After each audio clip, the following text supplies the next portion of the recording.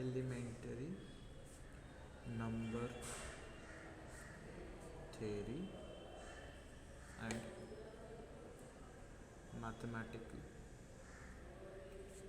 induction comma sequence, ये आपका chapter है। ठीक है, set of whole numbers and natural numbers. Okay, number theory का मतलब होता है related to all types of numbers. फिर उसमें आपका नेचुरल नंबर आएगा, होल नंबर आएगा, इंटीजर आएगा, रियल नंबर आएगा, देन आपका क्यू मतलब आपका रैशनल नंबर आएगा, क्यू डैश मतलब इररेशनल आएगा, कॉम्प्लेक्स नंबर आएगा, सब कुछ। एंड ये जो नंबर्स है, types of numbers and operations on it. Operation मतलब डिविजिबिलिटी टेस्ट हो गया है। ठीक है, फिर सम बेसिक प्रूफ हो जाते हैं। ठीक है, जो उनको एप्लीकेबल है। ठीक है, ये सब जिसमें आता है उसको हम क्या कहते हैं, उसको हम कहते हैं एलिमेंट्री नंबर थ्योरी।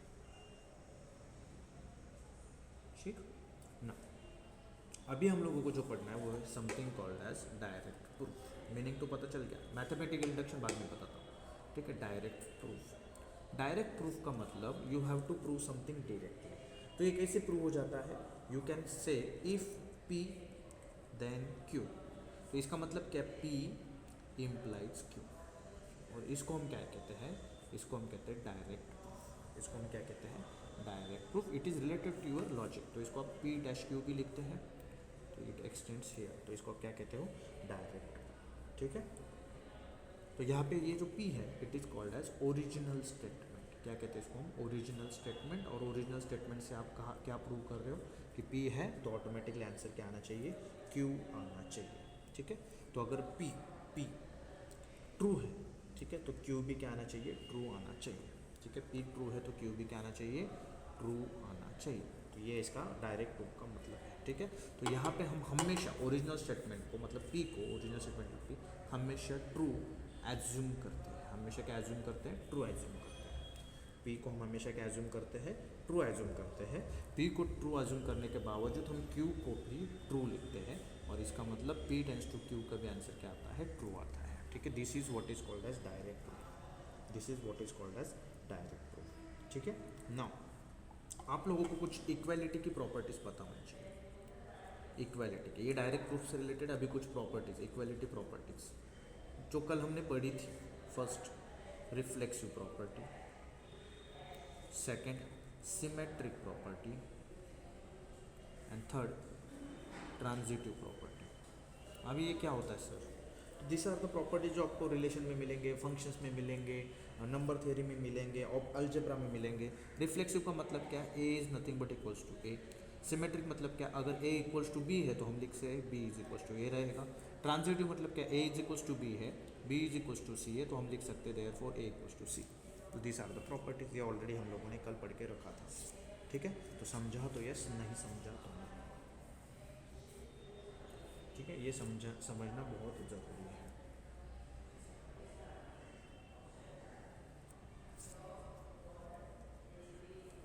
चलो नेक्स्ट, अभी हम एक एजम्पशन हमेशा कंसिडर करके चलेंगे in this chapter.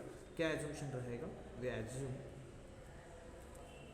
No integer, कोई भी इंटीजर वैल्यू नहीं रहेगी बिटवीन 0 एंड 1। 0 एंड 1 के बीच में कोई भी इंटीजर नहीं, ऑब्वियसली नहीं भी रहता है क्योंकि वो सब रियल नंबर्स का सेट आता है। ठीक है, तो यहाँ पे कोई भी 0 एंड 1 नहीं रहेगा। दूसरा, डिफरेंस एंड प्रोडक्ट मतलब मल्टीप्लिकेशन ऑफ इंटीजर्स, ठीक है, is always integer. Difference and product of integer is always integer. ठीक है, ये हमेशा याद रखना, हमेशा। ठीक है, तो ये हमेशा याद रखना, difference and product is always of integers is always integer. Integer का डिफरेंस एंड प्रोडक्ट हमेशा क्या मिलेगा, इंटीजर ही देगा। ठीक, नेक्स्ट, अगर कोई नंबर को आप कोई इंटीजर को किसी इंटीजर से डिवाइड करते हो, ठीक है, if integer divides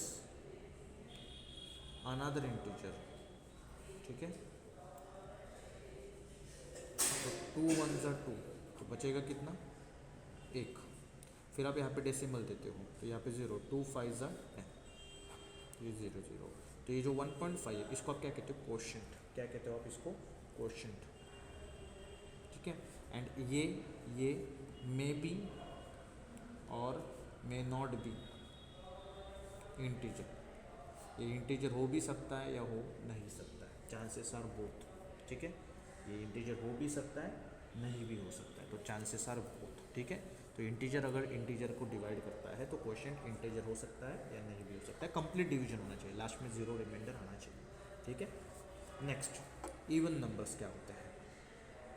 even numbers, what do you mean by even number, ठीक है। तो कोई भी इंटीजर को, एनी इंटीजर n, ठीक है, is even if and only if, if and only if n is equal to 2 times of z, that is n is equals to 2 times of any integer, n equals to 2 times of any integer, ठीक है। ये हमेशा याद रखना, ठीक है, हमेशा याद रखना। तो इसको अगर हम आपके मैथमेटिकल लैंग्वेज में बात करें, आपके लॉजिकल लैंग्वेज में बात करें, there exist an integer k, ठीक है, such that n is equal to 2 times of k, तो n हमेशा 2 टाइम्स रहेगा k के, हमेशा, ठीक है। लेकिन ये हुआ इवन नंबर। अगर ऑड नंबर की बात करें तो ऑड नंबर, तो any integer n is odd, कब, if and only if n is equal to 2 times of integer plus 1, ठीक है। तो इसको मैथमेटिकली लिखेंगे क्या, there exist an integer k such that n is equal to 2k plus 1, ठीक है। तो इसका एग्जांपल बताओ ना sir. For example k is equals to 3, k का वैल्यू कितना है 3, तो n हो जाएगा आपका 2 इंटू 3, तो कितना हो जाएगा 6, and 6 is a even number. तो k का वैल्यू कोई भी इंटीजर वैल्यू ले लो, ठीक है। k का वैल्यू मैं लेता हूँ -1, तो n equals to 2 into -1, that is -2, तो n क्या बन जाएगा, इवन नंबर। इवन मतलब क्या, डिवाइडेड बाई 2, ठीक है। नाउ ऑड का अगर एग्जांपल लेते हैं, ऑड नंबर का, ठीक है, तो k का वैल्यू मैं लेता हूँ 2, तो n is equals to 2 into 2, 2k plus 1, तो 2 2 ज़ा 4 प्लस 1 कितना आएगा 5, तो n क्या बन जाएगा, ऑड, ठीक है, ऑड बन जाएगा। सर अगर k का एग्जांपल -1 ले लो तो n equals to 2 into -1 plus 1, 2 into -1 is -2 plus 1, जो क्या आएगा -1, तो n का वैल्यू -1 है, it is not divisible by 2, तो ये क्या बन जाएगा, ऑड नंबर। क्या बन जाएगा, ऑड नंबर। समझा तो यस, नहीं समझा तो नो।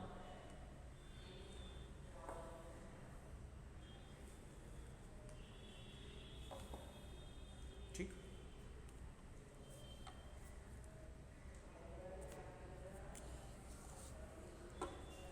तो ये तो बेसिक डेफिनेशंस है, बस इसको हम टर्म्स में कन्वर्ट कर रहे हैं। Now prime numbers. Prime number का मतलब क्या होता है, डिविजिबल बाय